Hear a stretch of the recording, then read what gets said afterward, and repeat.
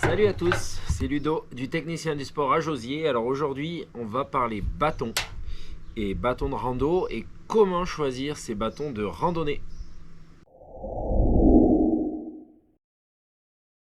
Alors pour choisir ces bâtons de randonnée, la première chose qu'il faut regarder, c'est le prix. Votre budget va définir un peu ce que vous souhaitez faire. La gamme est très large, ça va de à peu près une vingtaine d'euros la paire, 20-25 euros la paire, jusqu'à 150, 160, 200 euros pour les plus hautes gammes. Voilà, donc là on va vous présenter nous ce qu'on a au magasin, qui est une gamme assez large. On en aura à peu près pour tout le monde. Tous les bâtons tout premier prix, ça on n'en aura pas, et les très très hautes gammes non plus, mais on a quand même une palette assez large. Donc la première chose à regarder une fois qu'on a vu le prix, c'est le besoin que l'on va en avoir. Donc il existe des bâtons monobrin qu'on retrouve, que vous connaissez notamment dans le ski de piste, que moi je vends beaucoup pour le ski de rando. Je vais très peu en parler aujourd'hui parce que c'est pas le principe de la vidéo, mais voilà, il existe des bâtons monobrin qu'on peut utiliser pour la rando l'été, mais moi j'utilise plus en ski de rando avec des poignées rallongées. Après on a le bâton bibrin avec deux brins. Pareil, ça je l'utilise beaucoup plus pour le ski de rando. L'inconvénient c'est qu'il reste assez grand une fois plié. Par contre l'avantage c'est que c'est un peu plus solide parce qu'il y a moins de points, qui risquent de casser puisqu'on a moins de serrage et de bras. Voilà, donc poignée rallongée aussi, ça on y reviendra après. Donc le 2 brins, le monobrin. Après il y a le 3 brins que tout le monde connaît. Très classique, 1, 2, 3. Et après, il existe un 4 brins aussi. Là, j'en avais plus, donc je ne vous le présenterai pas. L'avantage du 4 brins, c'est qu'il devient... Là, c'est un 3 brins. Le 4 brins devient beaucoup plus petit encore. Et pour ceux qui font du voyage et tout ça, ça peut être très intéressant si on cherche quelque chose de vraiment compact. Par contre, qui dit plus de brins, plus de points de fragilité.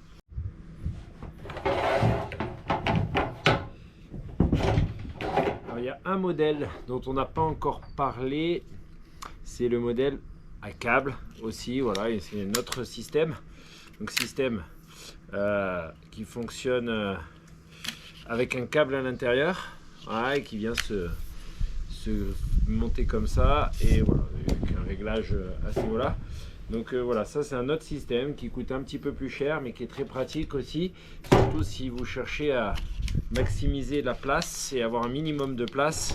On peut voir la différence de taille entre les deux.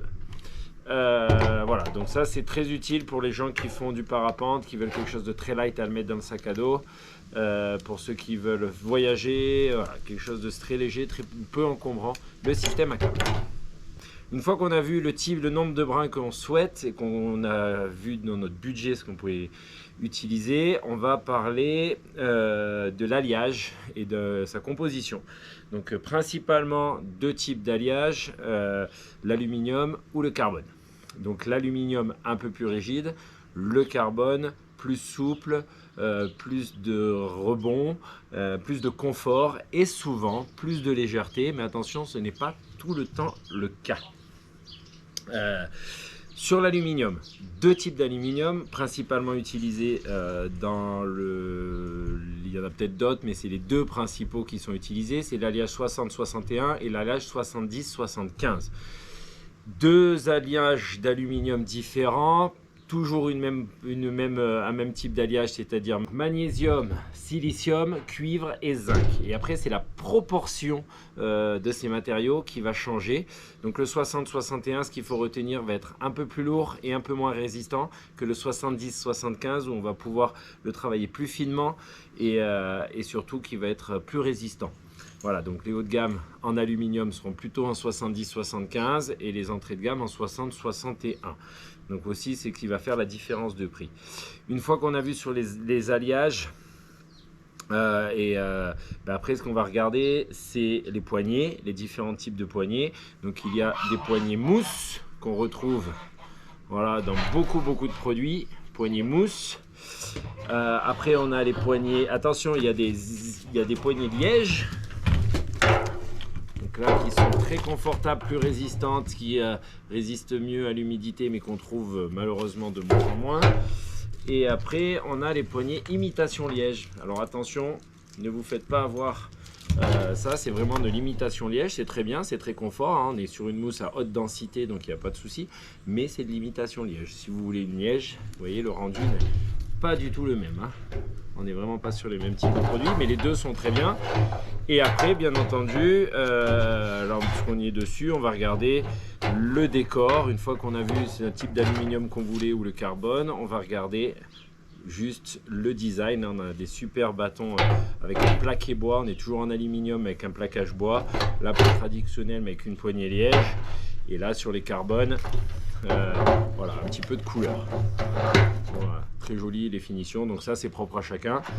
Nous là je vous présente beaucoup de bâtons Guidetti qui sont fabriqués en France, hein. C'est toujours l'ADN du technicien du sport. Voilà. Après, chose à regarder, par exemple entre ces deux bâtons, je vais prendre ce bâton là et ce bâton là, ou celui-ci, que ceux qui connaissent, qui sont notre référence chez nous. La différence entre ces bâtons, ça va être aussi les serrages. Donc là on est sur un serrage plastique, là on est sur un serrage aluminium, donc une meilleure finition, ça résiste mieux dans le temps, c'est un peu plus solide. Voilà. Après nous avons aussi regardé les poignées, on a parlé vraiment de la poignée en tant que telle. Sur ce modèle là vous aurez un pose-pouce, on peut s'en servir de canne, voilà, que vous n'aurez pas sur les modèles plus basiques et que vous n'aurez pas non plus sur les hauts de gamme. On peut aussi s'en servir de canne, mais on n'aura pas le repose-pouce, quoique sur celle-ci on peut le faire. Il y a un petit grip là qui permet de le retenir, qui est quand même assez intéressant, mais on n'a pas la préformation du pouce. Voilà. Et après, ce qu'il faut regarder aussi, c'est la poignée, la lanière. Donc là, on est sur une lanière milieu de gamme. On n'est pas sur le plus basique, avec une mousse à l'intérieur qui va éponger, qui va amener du confort quand on appuie dessus, et une lanière plus classique en tissu à l'extérieur. Ici, vous avez vraiment la préformation de la poignée avec un appui au niveau de la main qui va être plus important et vraiment une tenue au niveau de la main qui nous permet d'appuyer dessus de manière très confortable. Comme vous pouvez le remarquer, elle est très aérée en mèche, ce qui nous permet d'évacuer la transpiration parce que c'est des zones sur lesquelles on transpire vu qu'il y a contact. Et après vous avez vraiment pour des poignées extrêmement classiques, très basiques en nylon, qui peuvent être irriter un petit peu la paume de la main. Voilà, donc sur tous les produits entrée de gamme, vous aurez ce type de bâton. Ça, c'est un bâton particulier, je vous en ai pas parlé, c'est un bâton enfant. Il va être comme un bâton adulte. La différence, c'est qu'il s'arrête à 95 cm, donc ça fait à peu près jusqu'à 10 ans. On est sur un alliage d'aluminium un peu plus basique. Il est très fin, pas trop lourd, et souvent pour les enfants on n'en prend qu'un, ça suffit parce qu'ils veulent juste faire comme les grands et au bout d'un moment c'est vous qui allez le porter, donc un suffit largement. Ils sont vendus à l'unité alors que tout ce que je vous ai présenté là sera vendu à la paire parce qu'il faut deux bâtons. Après, comment utiliser les bâtons, on fera une autre vidéo. Voilà sur les poignées. Après, si on parle un peu plus en détail des bâtons carbone, le bâton carbone, il se fait sur ce modèle là que nous, il n'est plus vendu en bâton carbone, en fait sur les trois brins, et c'est pas un total carbone. Il existe aussi en 100% carbone, mais en fait vu que le carbone est un peu plus fragile, ça fonctionne très très bien. Moi je me marche avec un bâton carbone depuis cet hiver et j'ai aucun souci, ils n'ont pas cassé. Mais comme c'est un peu plus fragile, et c'est que souvent le bâton du bas qui casse, le brin du bas, celui-ci est en aluminium. Mais il existe aussi avec un carbone, alors que là on a carbone, aluminium. Voilà. Tous les bâtons haut de gamme chez Guidetti sont aussi... ils ont un amortisseur intégré ici dans la pointe, donc c'est pas l'amortisseur que vous retrouvez dans le bâton qui pour moi n'a aucun intérêt. Là c'est c'est de l'élastomère qui vient surtout limiter la vibration à chaque fois que vous le plantez dans le sol, contrairement à une pointe classique qui n'a pas d'élastomère, qui va faire du bruit, plus de résistance, et qui là ça va absorber un peu les vibrations, en sachant que le carbone absorbe aussi beaucoup plus les vibrations que l'aluminium. Donc voilà, on a vu tout ça. Là on va parler un petit peu du poids, qui est une notion extrêmement importante.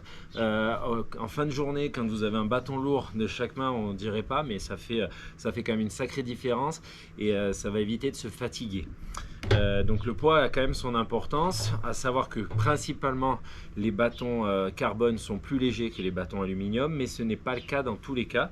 Ici nous avons un bâton que moi j'utilise depuis très longtemps chez Fisan, peu importe. qui est le bâton le plus léger au monde en aluminium, 158 grammes. Vous pouvez pas le peser, mais croyez-moi, c'est extrêmement light. Ça fonctionne très bien. On est sur un aluminium 70-01 qui est encore un alliage un peu différent, mais on est dans les 70 plutôt que dans les 60, donc ce sera quand même meilleur pour gagner en poids. Et voilà, assez épuré, mais qui fonctionne très bien pour gagner du poids. Celui-là vaut 158 grammes contre d'autres bâtons qui sont quand même beaucoup plus lourds en aluminium. En carbone, il y en a des plus légers que ça, mais il y a aussi des carbones qui sont plus lourds que celui-là. Donc c'est pour ça que le poids et en tarif, du coup, on sera beaucoup moins cher que sur un carbone. Sachez bien que sur un carbone, en majorité à la paire, on est à plus de 100 €. Les moins chers sont aux alentours des 100 € et après ça monte bien au-dessus. Alors que sur l'aluminium, on l'a vu, à partir de 25-30 €, on a des choses très correctes. Voilà, donc on a vu le poids, on a vu le design, on a vu le matériau, on a vu la poignée et on a vu les pointes. Donc, toutes les pointes de tous les bâtons sont en Texten, hein. Donc ça, il n'y a pas de souci et tout est interchangeable. Petite chose à noter de très important, c'est que vous avez des tailles sur les bâtons. La majorité des bâtons mixtes vont jusqu'à 1,35 m. Voilà, on peut les régler jusqu'à 1,35 m. Les bâtons femmes sont généralement un peu plus petits, ils s'arrêtent à 1,25 m. Donc ça, c'est une différence, ce n'est pas que la couleur, il y a aussi la taille du tube et la longueur du bâton. Les enfants, je rappelle, jusqu'à 95 cm et il y en existe qui montent jusqu'à 1,40 m, 1,45 m. Mais il n'y en a pas beaucoup et pas toutes les marques le font. Voilà, sauf peut-être en deux brins, on va vérifier. Ouais, en deux bras, on arrive à 1,40 m déjà. Voilà, donc s'il y en a, ça c'est à regarder selon votre taille. Voilà, et on fera une vidéo sur quelle est la bonne taille à choisir, comment utiliser ces bâtons. Mais ce sera une autre vidéo. Donc différentes tailles qui peuvent être intéressantes pour vous. Donc pour terminer, pour conclure, si vous avez un bâton à choisir, première chose, vous regardez votre budget qui va vous indiquer quelle gamme prendre. Le type d'alliage qui va être utilisé, aluminium 60, aluminium 70, carbone. Si une fois qu'on a vu ça, vous regardez les poignées qui va correspondre à votre main, poignée mousse, poignée liège et la densité de la poignée. Une fois qu'on a vu la poignée, on va regarder les lanières, le type de lanière. Plus on va monter en gamme, plus on va avoir du confort et après on va finir par là. Le serrage d'abord, serrage à vis ou serrage à loquet, en sachant que les trois quarts maintenant sont à loquet. Il y a très peu de serrage à vis aujourd'hui, même si ça fonctionne très bien comme quand on sait les utiliser correctement. Si vous voulez savoir comment utiliser un serrage à vis correctement, n'hésitez pas à nous mettre un commentaire et je ferai une petite vidéo là-dessus, comment bien serrer les bâtons à vis pour que ça dure des années et que ça ne casse pas. À serrage en aluminium ou serrage en plastique et puis voilà, on a fait à peu près le tour, vous avez toutes les informations.